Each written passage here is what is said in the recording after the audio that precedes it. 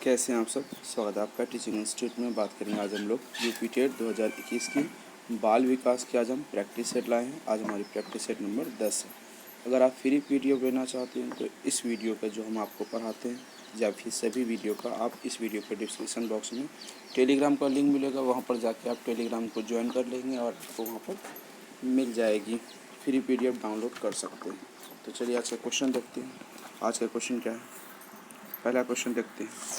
Question कहता है लड़का पैदा होने के लिए उत्तरदायी क्रोमोसोम है XP, CX, XY, XX। हमने लेक्चर वीडियो में पढ़ा चुके हैं, कई बार पढ़ा चुके हैं और नोट्स में हमने मेंशन किया हुआ। अगर आप नोट्स लेते हैं तो वहाँ पर आपको आराम से इसका राइट आंसर मिल जाएगी। चलिए अपना राइट आंसर बताइए, क्या होगा राइट आंसर।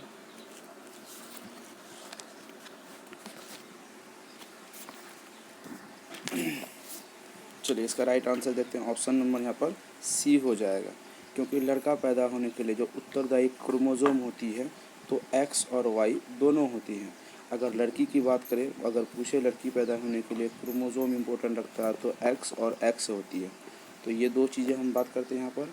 जो माँ होती है उसमें एक्स क्रोमोसोम होते हैं और जो पिता होते हैं उसमें वाई क्रोमोसोम होते हैं।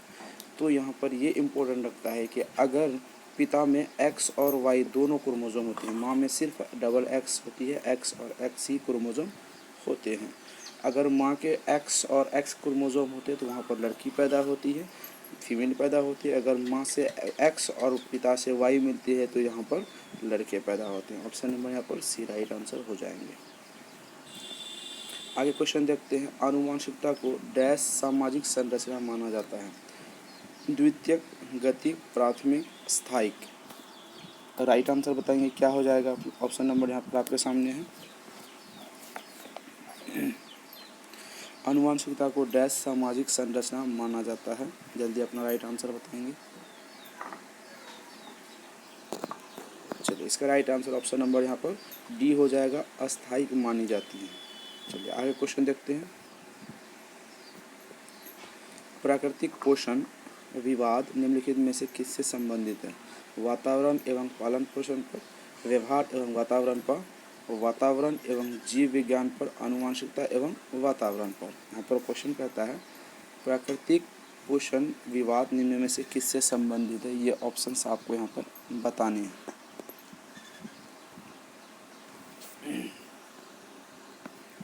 चलिए क्वेश्चन आपके सामने, ऑप्शन आपके सामने, इसका राइट आंसर बताइए। इसका right answer option number D हो जाएगा, आनुवंशिकता एवं आनुवंशिकी एवं वातावरण, हेरिडिटी एंड इन्वायरमेंट। मैं आपको पहले भी कई बार बता चुका हूँ, जब भी आपको यहाँ पर आनुवंशिकता और वातावरण दोनों का अंत्य क्रिया मिले या फिर दोनों मिले तो वहाँ पर राइट आंसर आपके 100% होते हैं। आगे क्वेश्चन देखते हैं। मनुष्य की वृद्धि आगे की ओर पीढ़ियों से संक्रमित होती है, डैश या डैश कार्य जन्मदाता योग्यता के विकास के लिए उपयुक्त परिस्थिति का निर्माण करता है। जलवायु, मौसम, वातावरण, क्षेत्र। क्या राइट आंसर होंगे।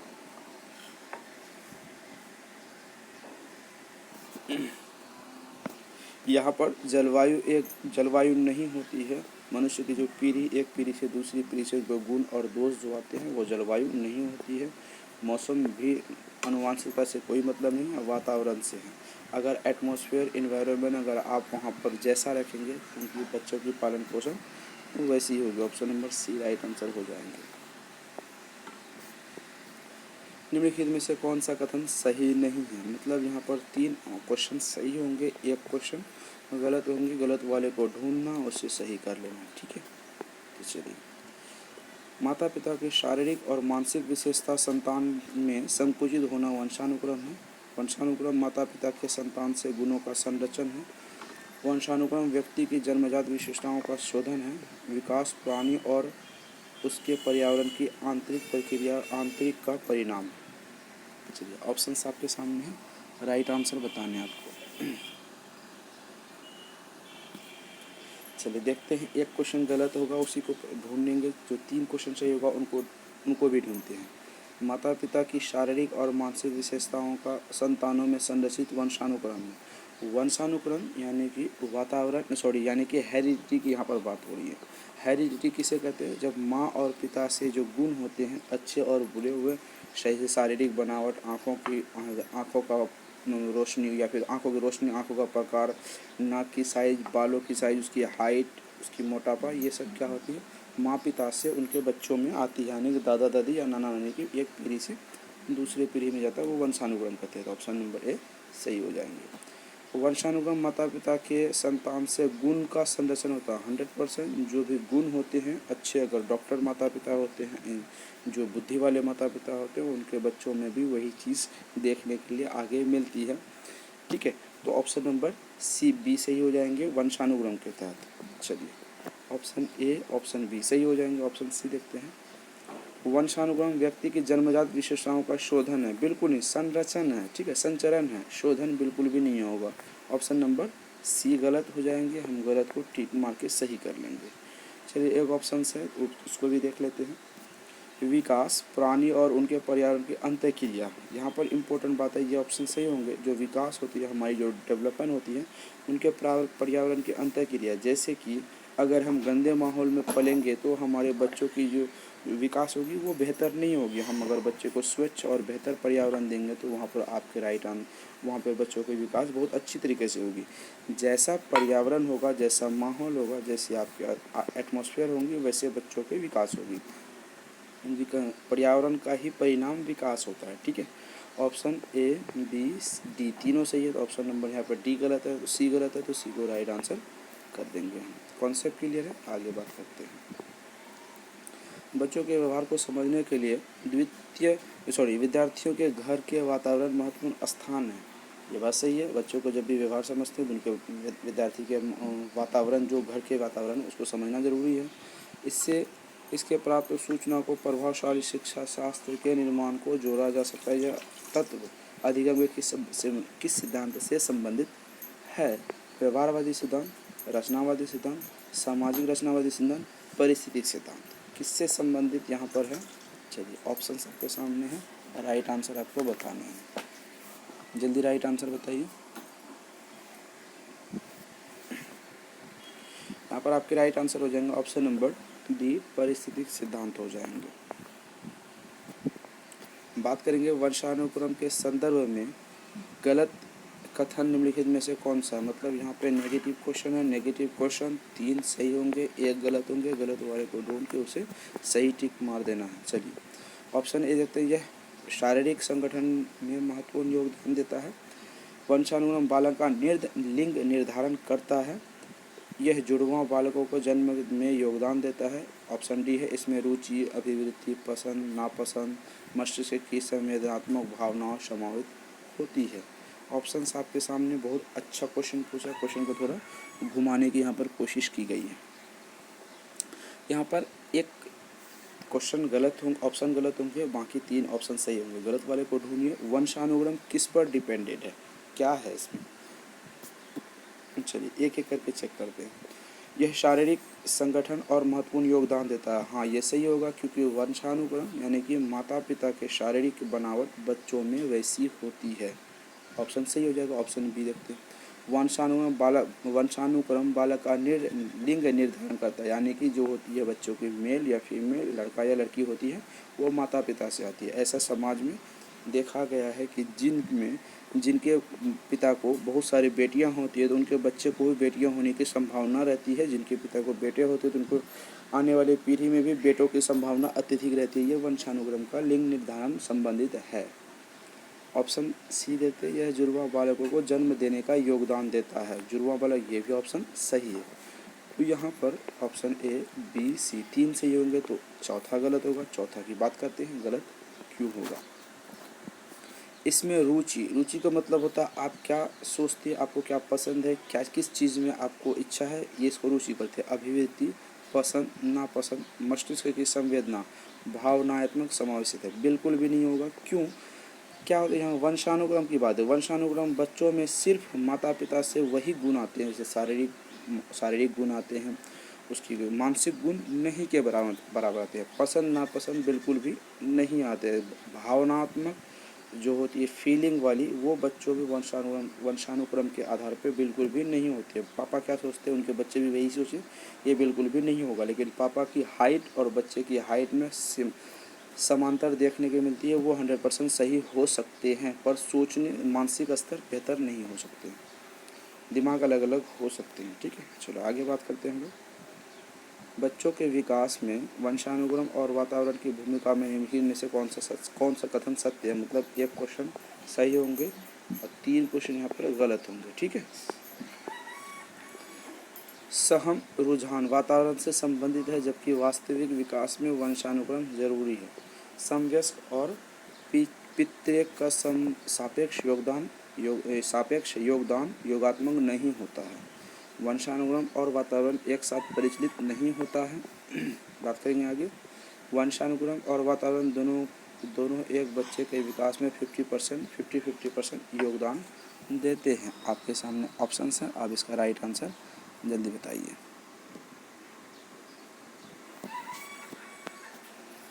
चलिए, क्या सही होंगे उसको ढूंढना। यहाँ पर ऑप्शन नंबर आपके 20 सही हो जाएंगे। समवयस्क और पितृ का सापेक्ष योगदान नहीं होता है, ये अलग अलग होता है। Option number B right answer हो जाएंगे। चलिए आगे बात करते हैं हम लोग। मानवीय विकास में आनुवंशिकता एवं परिवेश की भूमिका के संदर्भ में निम्नलिखित में से कौन सा कथन समुचित है।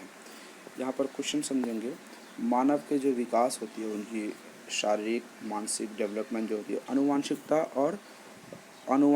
और उनके संदर्भ में से होती है, भूमिका के संदर्भ में से होती है। हाँ, जो गुण माता पिता से आते हैं उनके संबंध में ही बच्चों के विकास होती है। तेज माता पिता के बच्चे भी तेज होते हैं और मंद बुद्धि माता पिता के बच्चे भी कहीं ना कहीं मंद बुद्धि कुछ हद तक होते हैं। अगर उसे हम बदलना चाहते हैं मंद बुद्धि को, तो उनके लिए हमें एक ही ऑप्शन होती है, बच्चे के पैदा होने के बाद उनको बेहतर वातावरण दे। मतलब ना झगड़ालू वातावरण दे, ना ही ऐसे वातावरण टेंशन वाली वातावरण ना दे, या फिर उनके डॉक्टर के समक्ष रखें, इंजीनियर के समक्ष रखें, अच्छे स्कूल में भेजें, तो उनकी क्या हो जाती है, अच्छे माहौल में भेजें तो बच्चे में बदलाव हो सकती है जिसके माता पिता को बुद्धि कम है।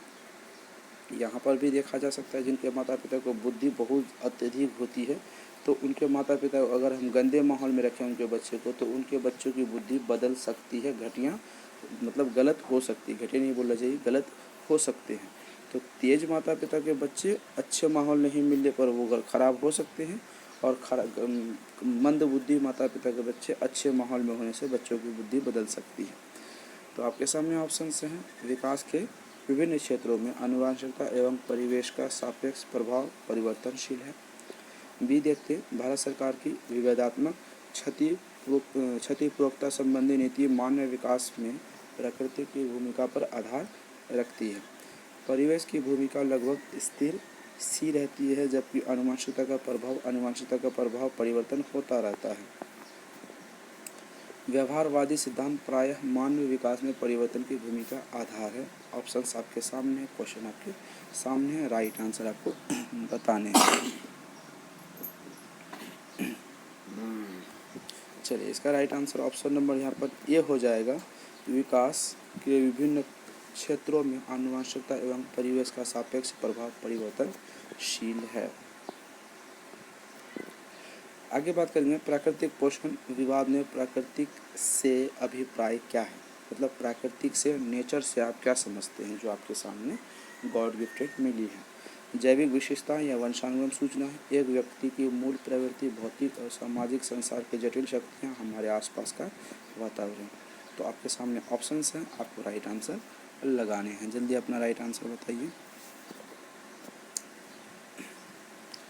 यहाँ पर ऑप्शन नंबर ए हो जाएंगे, जैविक विशेषताएं या वंशानुक्रम सूचनाएं।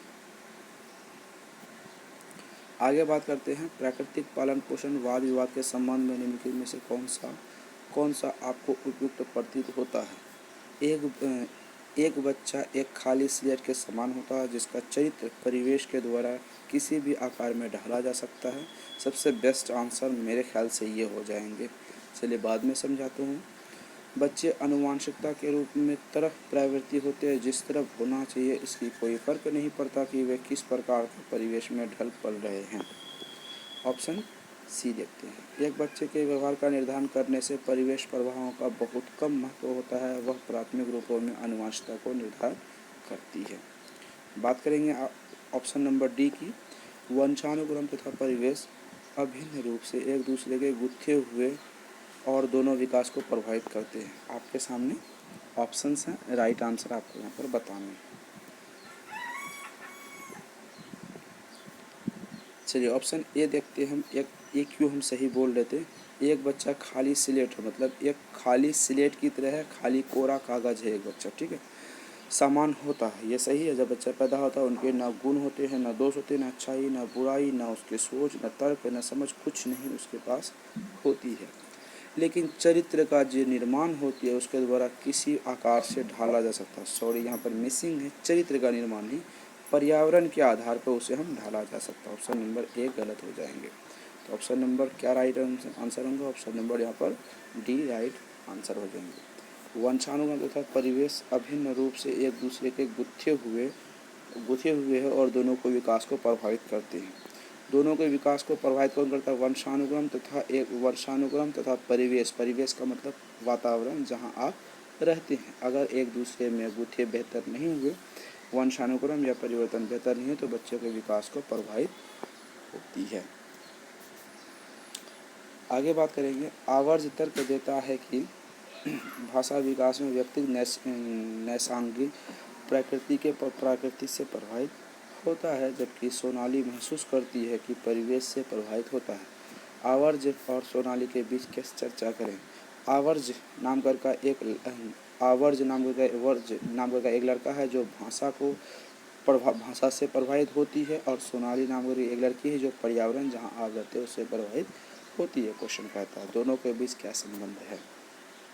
चुनौतीपूर्ण तथा संवेदनशील भावना, स्थिरता तथा अस्तित्व भावना, सतत तथा असतत अधिगम, प्राकृतिक तथा पालन पोषण, वाद विवाद। तो ऑप्शन आपके सामने है, राइट आंसर आपको बताने हैं। राइट आंसर हो जाएंगे प्राकृतिक तथा पालन पोषण पर वाद विवाद। प्राकृतिक अलग है, पालन पोषण अलग है, इन दोनों पर जो वाद विवाद होती है डिस्कस होनी चाहिए। आगे बात करते हैं हम, क्वेश्चन देखते हैं आगे। क्या बच्चे इसलिए भाषा अर्जित करते हैं क्योंकि उसमें आनुवंशिकता के रूप में ऐसा ही पूर्व प्रकृति होती है, या उनसे अपने माता पिता प्रारंभ अवस्था से ही उन्हें गहन रूप से सिखाने का यह प्रश्न अवश्य पूछता है। तो ऑप्शन आपके सामने, राइट आंसर आपको बताने हैं, क्या राइट आंसर हो जाएंगे। तो ऑप्शन नंबर ए है बहुकारक योग्यता के रूप में विकास पर चर्चा। क्या विकास एक सतत प्रक्रिया या एक सतत या असतत प्रक्रिया? प्रकृति और पोषण, भाषा के विकास में संज्ञान का प्रभाव। जल्दी बताइए राइट आंसर क्या होंगे आपके हिसाब से।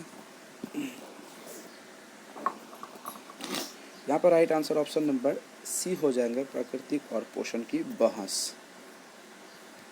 आगे बात करेंगे हम लोग।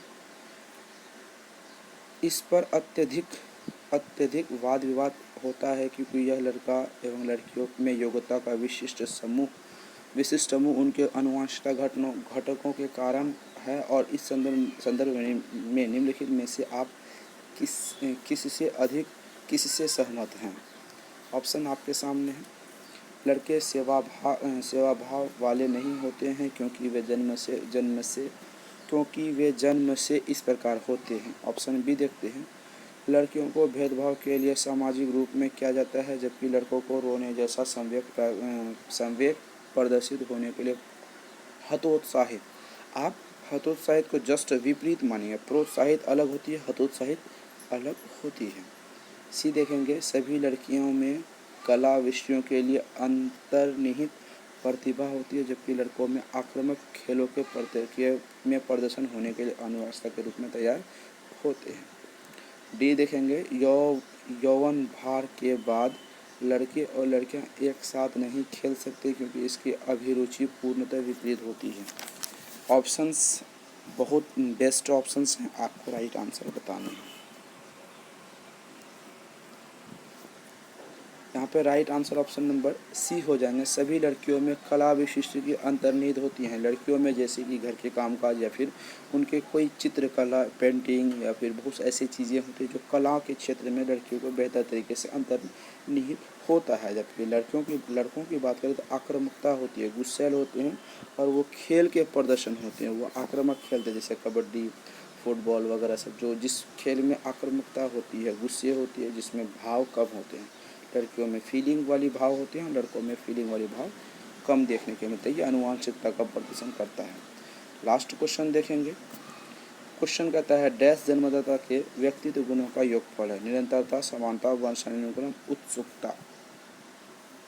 सिंपल सा क्वेश्चन यहाँ पर है। वंशानुक्रम यानी हेरिडिटी, जन्मजात व्यक्तियों का गुण और योग फल है। मतलब यहाँ पे जो आपके माता पिता से, दादा दादी, नाना नानी से, जो आपके ख़ानदान से जो आपके गुण आते हैं, उनके गुण और फल उसी से होते हैं। Option number C is the right answer. तो ये थी आज की हमारी मोस्ट इम्पोर्टेंट 15 क्वेश्चन। आपको कम 15 क्वेश्चन को राइट आंसर बताना है, आपको सब्जेक्ट लिखना है, उसके बाद टेस्ट सीरीज़ का पार्ट लिखना है, उसके बाद आपके कितने मार्क्स आए इस नंबर पर व्हाट्सएप करके आप ग्रुप में राइट आंसर दे सकते हो, या फिर कमेंट बॉक्स खुला है वहाँ पर जाके आप अपना राइट आंसर दे सकते हैं। टीचिंग इंस्टीट्यूट को चैनल को सब्सक्राइब करके बेल आइकन को प्रेस करिए, वीडियो को लाइक एंड शेयर जरूर करें। यूपी टेट के नोट्स नए सिलेबस के आधार पर तैयार हो चुकी है। आप उसका नोट्स लेने के लिए 7634993536 नंबर पर व्हाट्सएप करके नोट्स ले सकते हैं। आपको 100% सफलता की गारंटी मिलती है। हम 3 चीज़ों पर यहाँ पर फोकस करते हैं 130 प्लस मार्क्स लाने के लिए। पहला आपको नोट्स लेना होगा, दूसरा लेक्चर वीडियो आपको देखनी होगी, तीसरा प्रैक्टिस सेट में आप भाग लेते रहे, आपको 100% सफलता मिलेगी। तो ये थी आज की क्लास। फिर मिलते हैं अगले नए सेशन में, तब तक के लिए थैंक यू।